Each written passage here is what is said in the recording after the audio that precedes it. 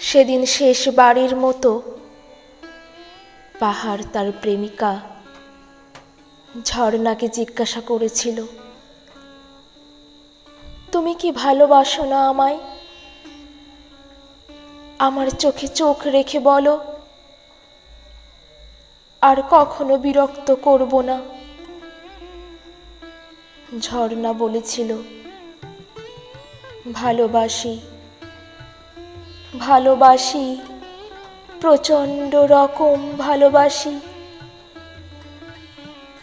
যেদিন আকাশ ভরা সাদা কালো মেঘের ভাঁজ দিয়ে অঝরে বৃষ্টি ঝরবে, সেদিন তুমি আমার দিকে চেয়ে দেখো, খুঁজে পাবে আমায়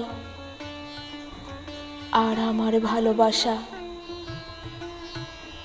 পাহাড় হতাশ হয়ে বলল,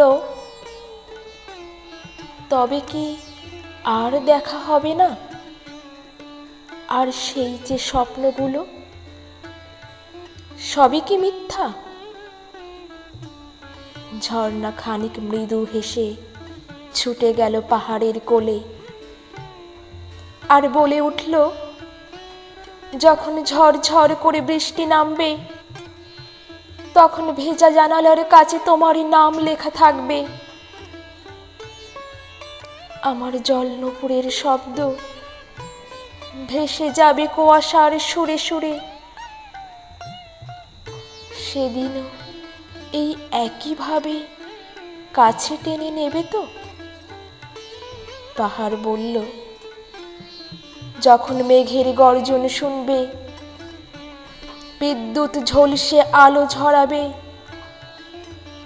তুমি জেনো ওই আলোর রশ্মি আমার ভালোবাসার ছোঁয়া। মেঘের বুক ফুঁড়ে নামবে স্বপ্নের ধারা, তাতে তুমি আমি মিশে থাকব। বৃষ্টির ভেজা পথ ধরে হেঁটে যাব, আকাশের কান্না সেদিন আনন্দের গান হয়ে নামবে। এত কিছু স্বপ্ন দেখার পর যদি তোমার আমার দূরত্ব বেড়ে যায়, যদি কথা বলা কমে যায়, যোগাযোগ যদি হারিয়ে যায়, ছোটখাটো বিষয়ে আমাদের দীর্ঘ আলাপ যদি বন্ধ হয়ে যায়, তোমার উপর খাটানো সমস্ত অধিকারকে তুমি নিষিদ্ধ করে দেবে? এভাবে কেন বারবার বাঁচছো তোমার মায়ায়? যদি আমায় ছুঁতে না পারো, বৃষ্টি নামলে ছুঁয়ে দেখো, আমার গায়ের গন্ধ পাবে। বৃষ্টির জলে আমার জলস্রোতে মিশিয়ে তোমার লুকিয়ে ভালোবেসে যাব।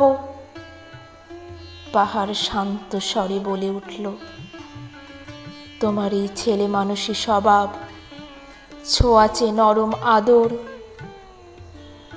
এই সব কিছু নিয়েই তো আমি রচনা করি ভালোবাসার উপন্যাস।